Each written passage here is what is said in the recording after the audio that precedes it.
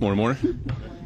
Uh-oh, bad microphone. So, appreciate everybody being here. You're looking forward to next week. Just winding down here with some of our preparations relative to the draft. Number of things going on. I would say organizationally in the building as well. Kind of start actually kind of looking ahead a little bit. So, definitely excited to be a part of kind of the Hall of Fame festivities relative to, Andre's induction and involvement. So kind of shortens the offseason or shortens the training camp or shortens vacation over the summer. But, to have an opportunity to be a part of that week, really it's a week more than anything. I know the game in and of itself is Thursday night, but, to be there to support Andre and what he's done for the city of Houston, for the organization, and for us to be able to participate in the game. But honestly, it'd be a good opportunity for a number of players. So it's an extra week, an extra game. But, certainly be remiss if didn't mention that.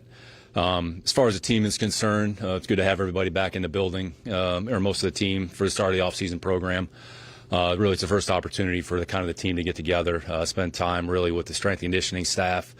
And then next week or the week after that, first week in May, kind of transition to phase 2 and start some of the on-field work with the coaches. And I think really the focus during the offseason is just improvement and work. And then once we're, done here in the offseason, try to get ready for training camp and get ready to go. Probably have different players at different stages relative to their development, relative to what they're going to do during the course of spring. But it's good to have everybody in the building, making some modifications to the building, redoing the weight room, shifting some offices. So we've had to, adapt and adjust here a little bit. I think that's emblematic of our program and kind of what we're about. But, I think some of the changes and adjustments that we're making in the building, certainly appreciate the support that the mayors have given us relative to making the resources available. So, when we come back for training camp, coaches' offices will be in a different spot. And it's all designed to help the players and make ourselves accessible to the players, make the coaches available to the players, and make the flow a lot easier on the players. So just a number of things going on just kind of outside of the draft, outside of football. I'd say as it pertains to the draft, certainly excited about the opportunity we have in front of us next week. We have 9 picks as of Thursday night. We'll see if that changes or stays static, but just given our history, it'll probably change at some point. Finished up some of the draft visits in terms of the players in the building. Had a number of players in the building. Had some players in the building that we really didn't have in the building, but I think that's the way it goes this time of year. There's a lot of information that's floating around.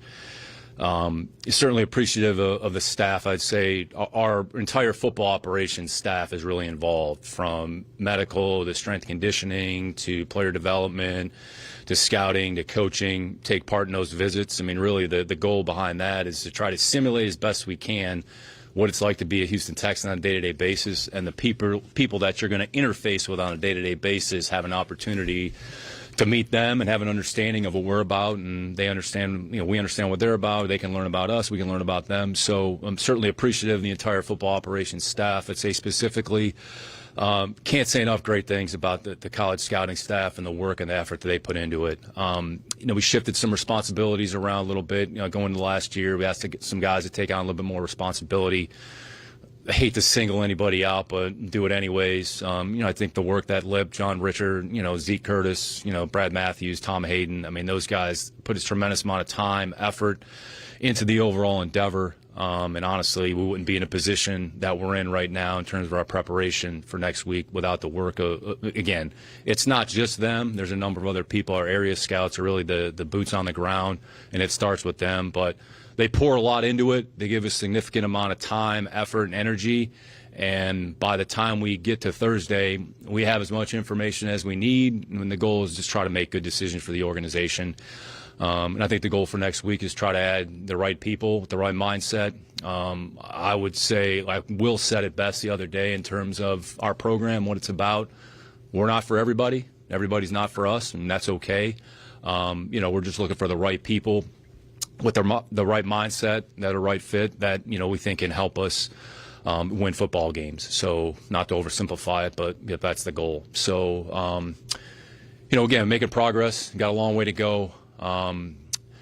I'm sure we'll get some questions here about the offseason and some of the things that we've done. I mean, frankly, it's kind of laughable. I mean, it's so early. I mean, we haven't done anything. So what happened last year has no bearing on this year. So we're focused on right now. We're focused on the present. We're focused on improvement. And I think the players' focus is just on their attitude, their effort, and their commitment to being a good player. So outside of that, I mean, the rest of it is just a bunch of garbage. So we'll focus on just trying to improve and become a better team and see if we can make some progress here in the offseason and get ourselves ready to go for training camp. Hopefully we've improved the team. We're really not going to know if we have or not until training camp. I would say, and honestly, I think the division, when you look at what the other teams around us have done a great job. So, hopefully we can keep pace with what's going on in the division as well. So it's interesting. Going back to the league meetings, we were there in March, and they provide a lot of information on a lot of, not just rules. There's some other information that is made available, but I want to say it was 70% of the games last year were within one score in the fourth quarter, and then 42% of the games were decided by 6 points or less. Really what it shows is how competitive this league is. So the margins are very small, so we have to do whatever we think we can do to put ourselves in a position to at least have an opportunity. And even going back and looking at our team last year, I mean, what is it, 9 or 10 games were one-score games, whatever it was. So the margins are very small. There's a lot of great players. There's a lot of great coaches in this league. So, we're just trying to put ourselves in a position where we have an opportunity to compete. And in the end, it's going to come down to how well we execute on Sundays. So, and ultimately, it's going to come down to the work and the effort that we put in. So, again, it's kind of where we are. So take some questions, Sarge. We'll start with you, and then we'll kind of go from there. Just wanted to ask you, how do you feel about the things that you all have done in the offseason? I know you said it's, you have to wait to play the games, you have to wait to training camp or whatever, but, I mean, from the outside looking in, it's almost like you're winning even before the draft with the additions of the free agents that you have and the trades that you made. Yeah, just say generally speaking, our philosophy, even going back to last year, is just try to put together, a good team, try to put ourselves into a position where we feel we can be competitive.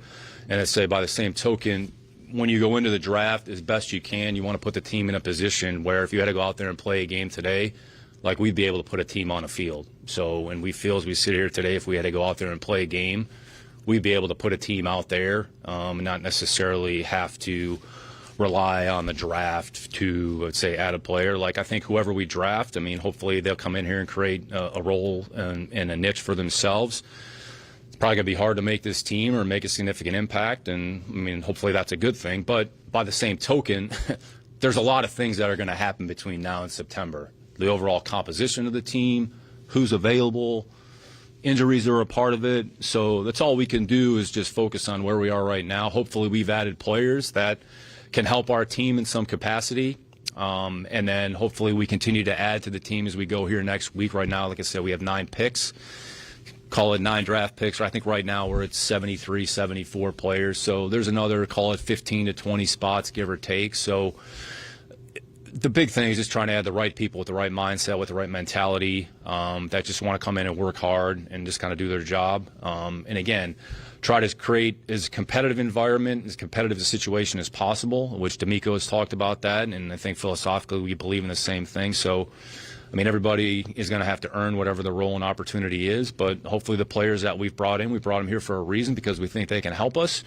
But by the same token, there's a lot of things that can change, a lot of things that can happen between now and, the start of the season, whenever that is. So, but, hopefully we're in a decent position, but we're certainly not guaranteed anything at this point. That some of the chatter about the team that you got to build is laughable and garbage. Why do you feel that the moves that you made, the positive, feedback that you guys got, why do you feel like it's garbage and kind of laughable? Yeah, I think anything that's said outside the building is just noise, so it doesn't really affect our focus, our preparation. So, like, we're just focused on our team, we're just focused on improvement, and we're focused on the work. So it's kind of like the draft, or, we go through the weekend, we're going to have on Monday, right, or Sunday afternoon, draft grades, right? I mean, it's the most ridiculous concept that I've ever heard of. Like, the players haven't even been in the building yet, and we're making an assessment about their performance. It's the same thing in the off season. I mean, nothing is won in the off season. It's all on paper. It's all chatter. Honestly, it's, fun for you guys, I'm sure, to talk about. But our focus is in the building on the things that we can control, which is the work and just continual improvement. So that's not going to change regardless of who's here, regardless of what's said outside of the building. The focus is on the present. The focus is on right now. and we're just trying to do as good a job as we can on a day-to-day basis, because it's about stacking days and weeks together, not about, one move is going to make the difference between what happens between now and the start of the season. So we've never approached it that way. We've never looked at it. I'd say as long as D'Amico and I are in a position to run the football team, that's going to be our philosophy, and that's not going to change. So, again, the players have to come in here and they have to work. So it starts with the players. It starts with their attitude. It starts with their performance, because in the end, it's about how the players perform. And in the end, it comes down to how well you execute on Sunday. So we can talk about all we want about what's going on, what the expectation is. Quite frankly, it doesn't really matter. What matters is what goes on behind the scenes. And then we go out there and hopefully we can execute and put ourselves in a position each week to put a good product out there. I know salary cap plays a huge role, but in what ways do you feel like this free agency you all were able to kind of secure some of the bigger names that you all have had in the past?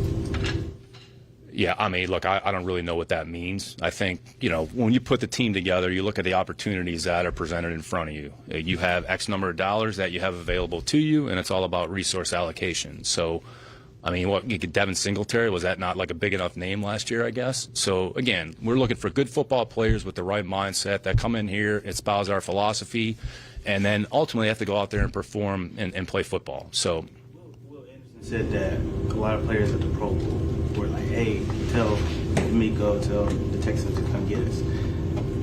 To me, that indicates that a lot of people were interested. So I was just wondering if you saw a lot more interest from free agents, or in what ways did you see them? Yeah, it's all about opportunity. Like, ultimately, players are going to look at the situation and say, where do I have the best opportunity to perform? What's the situation?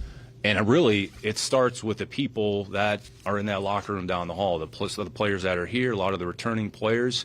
And then, honestly, it starts with the head coach. So, I mean, arguably, look, I'm biased, but, he's one of the best coaches in the league. So I think people want to be around like-minded people with the right mindset that prioritize winning. And I think what we've tried to do is create an environment where people come here and be themselves. We're not trying to force feed anybody into being something who they're not. Come in here, just be yourself. Ultimately, the most important thing that the player has to do, and it's D'Amico's message to the team anytime we get together, we don't have a lot of rules, but ultimately protect the team is the most important thing. So protect the team, and then outside of that, I mean, there's some other things that factor into it. But, again, players are going to make a decision based on where they feel they have the best opportunity in front of them. So, I mean, it's a credit to the guys that are in that locker room. It's a credit to the guys that are in the bubble training. So part of our job, my job, is to kind of be a steward and figure out where the opportunities lie and try to make the right decisions for the organization and get the right people. And finances are a part of it. I'm not, ignorant. Finances are certainly going to be a part of it. And, those are the discussions that we have, with the agents and the representatives. So just because a player is interested in us doesn't necessarily mean we're interested in that player. So does he have the right fit? Do we foresee a role for him? Does he fit the system? Again, like Will said, we're not for everybody. Everybody's not for us. And there's a number of different ways you can view that. It's schematically. It's certain players prioritize other things over others. So that's part of our job and responsibility. And as it pertains to specifically the draft, we have control over the people that we bring in the building. Free agency, to a certain extent, you have control, but you also don't have control because sometimes it's driven financially by the resources that you're willing to allocate. So hopefully we've identified the right people that can come in here and impact the program in a positive way. We'll get more information here as we go here during the spring and training camp. I'm sure there's some players that are here right now, they may or may not be here by the start of the season, and vice versa. There's probably players that aren't here right now that could end up here in November or in October for some reason, like Derek Barnett did, and a number of different players that came in at different points. So try to take it one day at a time. Try to look at the opportunities that are in front of us, make good decisions, make the right decisions for the organization, and then go from there. What goes into a discussion with another team trading for a player like Stefan Diggs, and how do you guys kind of arrive at that decision? Yeah, Cody, I'd say I talked to a lot of different teams at different points of the year. So I think we're always open-minded and just trying to look at opportunities that may or may not exist. I would say that was something I don't think we were really anticipating. But, I think I had some conversations at different points, and ultimately it was able to come to fruition, and we felt that, it made sense. It made sense for us to pursue. So I'd say we talked to a lot of teams about a lot of different things at different points. Hopefully, Stefan come in here, and Steph's been a productive player, so hopefully he can come in here and help our team in some capacity. Why do you think that he is a good fit? You talk about noise outside. There is a label, or people say, oh, he's a diva. And the fact that we haven't heard from Stefan yet, is that a Stefan thing, or is that a football ops thing? Yeah, number one, I don't even know what that definition means. So if someone can define that for me, again, we're not worried about, we're worried about what a player does when he walks in our building. So we do our research. We talk to our players. We talk to other players all the time. We talk to our players, as an example, like a lot of the guys are in the draft. We talk to those players, hey, what are your thoughts about so-and-so? What is your experience with him? So and we do our research, and then ultimately D'Amico and I sit and talk, and if we feel comfortable with the decision, then we go ahead and make the decision. Candidly, I think it's unfair to label anybody until they actually have an opportunity to walk in the building. Again, our environment's different than another environment, so we really don't know what's going on in 31 other buildings.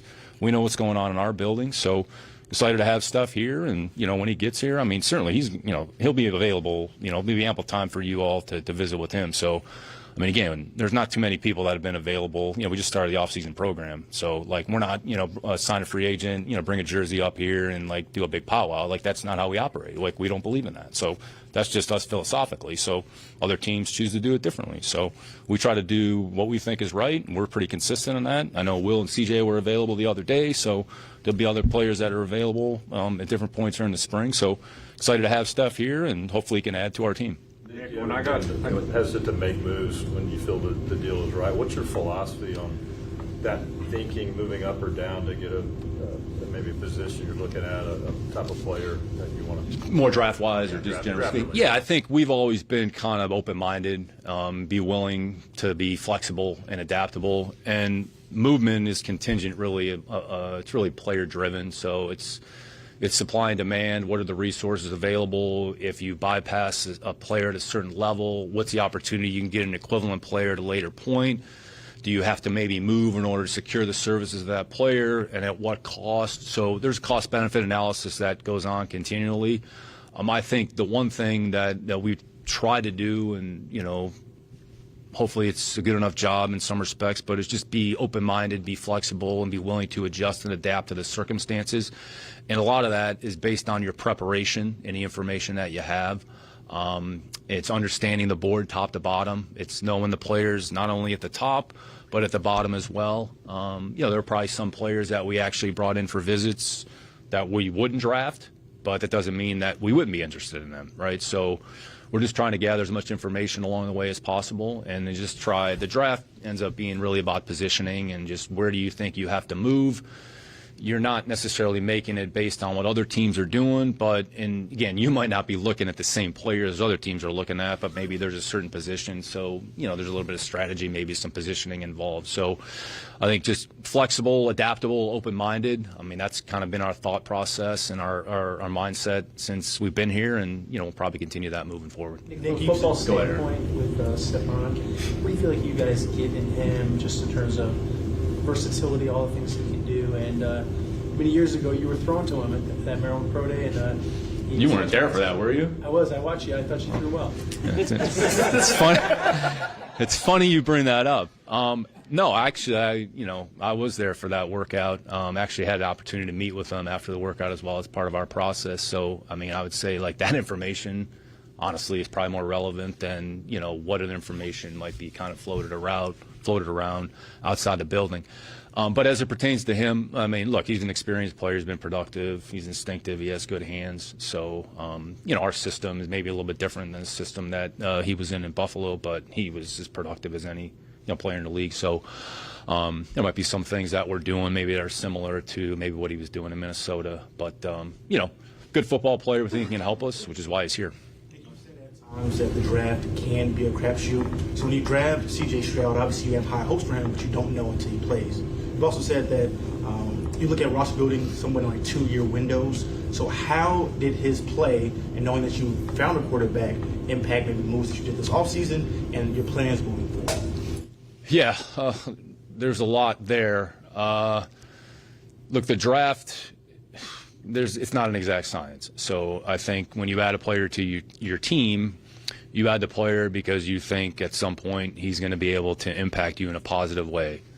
Sometimes that's the way it goes for a myriad of reasons. Sometimes it doesn't work itself out. But I would say we're not making decisions based off of one individual's performance. We're making decisions based off of what we feel is in the best interest of the organization. And I think, and I know there's been some discussion about that comment about, window and some of the other things. I think really the right way to look at it is kind of resource allocation just from a financial standpoint. So I'd say from a salary cap standpoint, you kind of have X number of dollars that you're going to use maybe in 1 year. Whatever you don't use that year, you're going to roll into the next year, right? And then once we get to 25, then we'll look at 26. So it's just about distribution of resources, but ultimately you're not making decisions based on one individual thing. There's a lot of different ways to put the team together. So we just have to put the team together, in a way that we feel makes the most sense for us. So I think what you're looking for with younger players is improvement from 1 year to the next. So I think that's the biggest challenge for younger players, especially players, in their first year going in their second year. It's about improvement, and can you make some adjustments relative to your performance last year? So, what happened last year is great, but quite frankly, it doesn't have any bearing on what goes on this year. You're only going to be judged on how well you perform this year. So, again, the team building process, it's probably, one of the most enjoyable aspects of my job because it's never one size fits all. So you sort of have to be open-minded and kind of bob and weave a little bit and willing to make decisions in real time and also be willing to kind of make adjustments in real time as well. So it goes back to preparation, it goes back to information, it goes back to understanding players, it goes back to understanding the league as best you can, and just trying to figure out kind of how it's all going to fit together. In Texas perspective, how does the draft staff work with the coach and the assistants and the position coaches? Yeah, great question. It's very collaborative. We have a lot of discussions. So from call it August to December, there's no heavy lifting for the coaches. Obviously, you have things that are more important. So kind of set the table, and then when you kind of transition into the off season, really post All-Star game, and combine is really the first opportunity where coaches really have an opportunity to dive in. So you try to give them a starting point. You try not to give them everybody. So we've kind of pared it down, and we've kind of put the players in a position from a grade standpoint where we think they're going to fall. It doesn't mean that that's final. It just means based on the information that we have, here's kind of how we see the player and project the player. So our coaches all receive kind of a list of players for them to evaluate, both on the film and if they have an opportunity to visit with them at the combine in the informal interview process. And then the coordinators were a part of the formal interview process of the combine. So then we come back from the combine and they go through their evaluation. And then once they kind of get through their evaluations, we meet as a staff, coaching staff, kind of scouting staff, to get their feedback and input about how they see the player. Does that match up with maybe what we see in a scouting side? Is there a gap? If there is a gap, okay, maybe we go back and do a little bit deeper dive and figure out where that discrepancy lies. And then, again, we're not trying to get to a point where we just agree on everything, but we're trying to get to a point where we see players similarly, we envision the role similarly. We're never going to force a player on a coach because it's unfair to really anybody involved. So we're not going to make decisions in a vacuum. We're going to take all the information in. We're going to aggregate as much information as possible. And ultimately, D'Amico and I will sit down and go through it and then figure out what decision makes the most sense. So maybe it's, okay, if we have a group of 4 players, we're comfortable with one of the 4 players. Okay, so then ultimately we're going to have to make a decision there. But there's a lot of dialogue and a lot of discussion back and forth. It's ongoing. We've actually had a couple follow-up meetings once we kind of got through the first wave. Hey, take a look at this group, 6 or 8 players. Hey, can you do a informal Zoom call with them? We're just trying to get more information. Then we'll come back. Hey, how'd it go? Well, we had a question about this. What did you think? So we're aggregating a lot of information, and there's a lot of dialogue. I mean, D'Amico's probably sick of me walking in his office every day, but literally we talk about players, we talk about the team on a day-to-day basis. So it's all about communication. So you can't over communicate in situations like this. You're making big decisions on behalf of the organization. So I guess I'm just trying to kind of steer it in the right direction and be a steward and, you know, be supportive of everybody and be receptive to, you know, everybody's opinion. At some point, we got to draw the line somewhere. But hopefully we're identifying the right people for the organization. We see the vision, we see the role. But their information and input is certainly valued without question. After you guys traded for Stefan Diggs, you guys like voided the last 2-3 years of this contract. I was just wondering, you know, what went into that decision and is there like any type of concern knowing that this could be a one-year rental? Yeah, every situation is different. I think we evaluate it case by case. You have discussions with the representation and the player, and ultimately you make a decision that you feel was in the best interest of the team and the organization and everybody involved, and that's why we ended up where we are. Two-part question Go ahead. here. Two-part question here. You traded for Joe Mixon as well this offseason. What went into the decision to give up that round pick, and then also why was it important to extend him as soon as he touched down going to the final year of his contract? Yeah, the Joe situation is kind of interesting. I think I mentioned this when I was on, you know, with Sean and Seth, you know, a month or so back. So anytime a player, you know, gets released, you know, he's available. So say this situation was similar to kind of what we went through with Jason McCourty however many years back, you know, when I was in New England. Jason was released. He was going to be on the waiver wire. You know, we kind of intercepted that release. You know, Bill and I talked about this situation. Hey, this is a player we're interested in. All right, if we're willing to give up the compensation that was associated with it, then we were able to, you know, gain Jason's services, and Jason ended up being a huge contributor on the Super Bowl winning team. So different but similar in some respects with Joe. Joe was set to be released. It was a player that, you know, we evaluated and we thought could help our team in some capacity. So, you know, to the earlier question, you get on a phone, talk to the team. Hey, we'd be interested. Would you guys be willing, you know, to give up a pick? Or if we gave up a pick, would you be interested? And that's kind of how the trade was consummated. So just relative to the commitment that we made to Joe, I mean, Joe's been a productive player. He's been a pretty consistent player. We think we can help our team. And, you know, we're glad he's here, hopefully, for a few more years. So, I mean, that's, I'd say, how that all kind of sort of came together. When I got to talk with Hannah and Cal and McNair, they kind of admitted that when you first got here, there was a lot of work to do, a lot, I don't know, I'll paraphrase it, a lot more to bite off than you maybe kind of knew from the outside. Just wondering how your role or mission statement has changed over the years from when you first stepped in this building to like this year's team.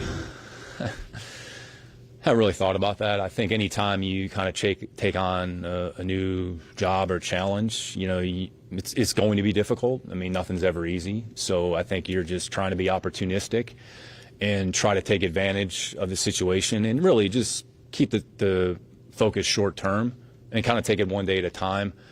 I think philosophically, I've always believed in just trying to make good, sound decisions on behalf of the organization. Our job is to put the organization in the best position as possible, try to put together as good a team as possible. I'd say you're relying on a lot of people around you. Running a football team it's a team endeavor. It's not about one person. I've always kind of viewed my job as kind of a steward and just a supportive role and just try to navigate through the waters, however choppy they are. So the league is hard. You have to embrace that, but that's also one of the enjoyable aspects of the job. Nothing's easy. Nothing that you earn in life is ever easy. So, you know, I think you have to be willing to embrace challenges and kind of see the silver lining and not worry about the things that you can't control or out of your control, but try to take as positive an approach as possible, be pragmatic, be realistic about the opportunity, the situation, and then just try to make good decisions. And if you're doing it with the right people, and really and I've said this from the beginning, you're just trying to put a team and organization in a position where you have some degree of consistency and stability, and you have a chance on a year-to-year basis to do something, you know, pretty cool. Doesn't necessarily mean it's automatically going to translate to X number of wins and losses. I mean, the best teams are going to lose 5 or 6 games. So you're going to face challenges every year. So the challenges this year may be a little bit different than challenges when we first took over. But that's okay. That's a fun part of the job. So, you know, I would just say I'm just grateful and thankful for the opportunity that I've been provided here over the last, 3 years, going into year 4. I'm going to try to do the best job I can for the organization and try to help the organization as much as possible, as long as they'll have me, and just try to make as positive an impact on the organization and the team and the community as much as possible. So understanding that we're relying on a lot of people around us. I'm relying on a lot of people around me. You have a lot of trust. This business is about relationships. It's about people. So if we do it with the right people, with the right mindset, then hopefully we put our team in a position where we can be competitive on a year-to-year basis, and ultimately that's the goal. Yeah, somebody that maybe had an opportunity to ask a question, and then we can always go back to somebody else. So. Yeah, we'll close with Cody, Jonathan, DJ, Stars. Anybody else have? Okay, perfect. Go ahead. When you put together a draft evaluation of a prospect, how much goes into how can the guy help day one versus how can the guy help maybe in November, December versus how can he help in the years to come with that player? It's a good question. It's kind of a moving target. Sometimes it's circumstantial. Sometimes it's contingent upon maybe some other players that are in the building already.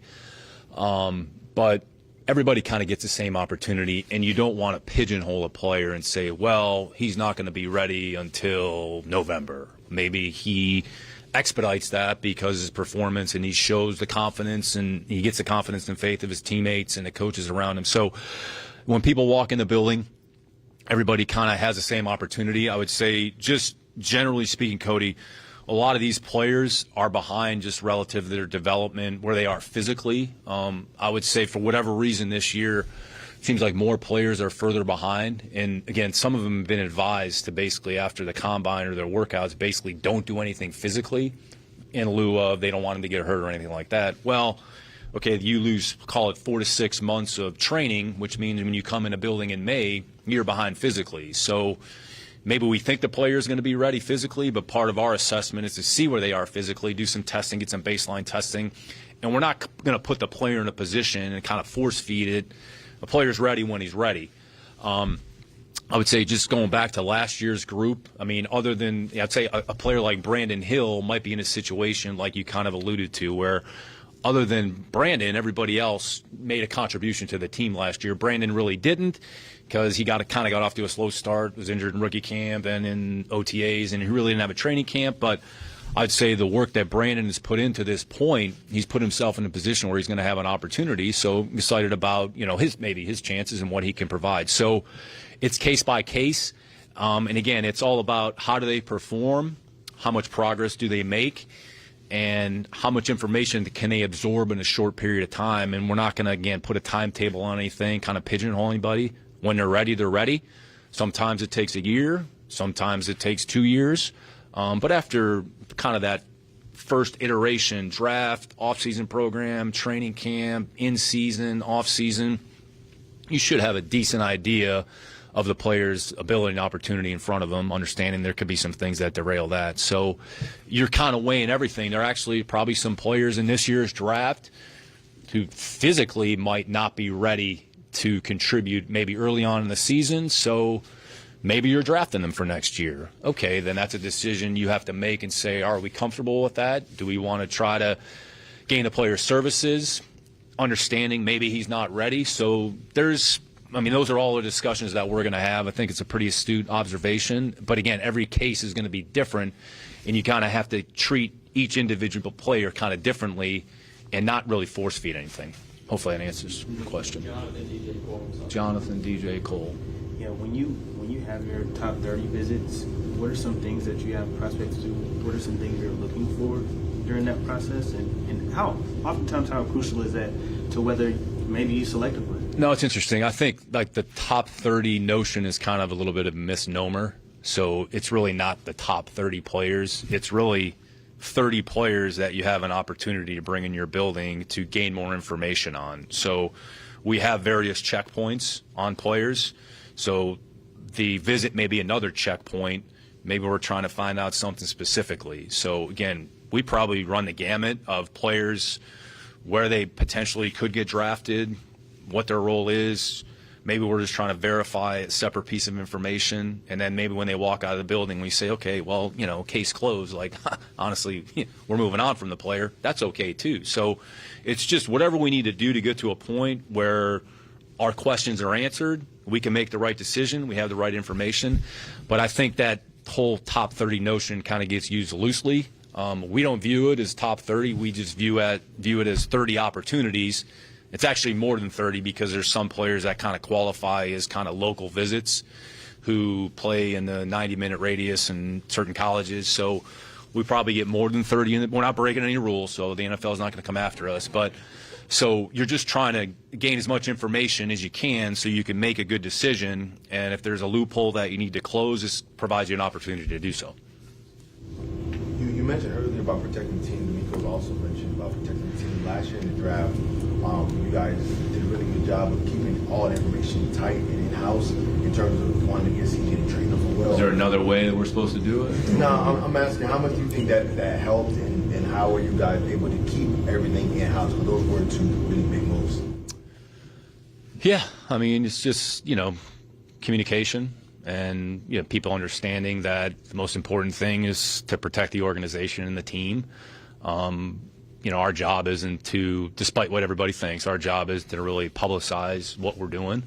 We just try to do what we think makes the most sense for our team. Not everybody has all the information. The people that need the information, have it. And again, we're trying to do what's in the best interest of the Houston Texans first and foremost, and not really worry about, what we're doing and how that affects other teams. So honestly, there's probably some other teams that, do a better job than we do, and we can certainly do, a better job on our end, and we'll hopefully just continue to look for ways to improve some of our processes, some of the things that are doing. So again, we're not trying to be difficult. I know that's what everybody thinks, but, we're just trying to do what we think makes the most sense for the organization and kind of protect the organization and the team, because ultimately that's what our responsibility is. Cole and Sarge, well done. Nick, when you look back, you've seen some players come into the building. Kenyan Green's back. How do you feel about him through his rehab process? What were conversations like, and what do you expect from him going into year 3? Yeah, working hard, made progress. He has an opportunity in front of him, so ultimately it's going to come down to the player and how well they perform. But KG's a good kid, so he'll have a full off season, which he hasn't had. So we'll see how it goes here. Certainly has an opportunity in front of him, but nobody's guaranteed anything. So ultimately it's going to come down to how you perform. When you're on the field. Sarge, next week, of course, you're going into the draft, but you also have another big event coming up for the organization. You've got a chance to see the uniforms. What do you think about it? Have I seen the uniforms yet? I don't think I've sort of seen them. So I would say I'm probably not the person to talk about relative to fashion. You guys have seen how I dress. So, but no, I think it's, it's great for the fans. So, again, there's a lot of other people that have talked about the uniforms. I'll let them kind of handle it. So, I'm more worried about how well they play than how well they look on the field. So, but I'm sure you guys can have some fun with that next week. So, all right, thanks.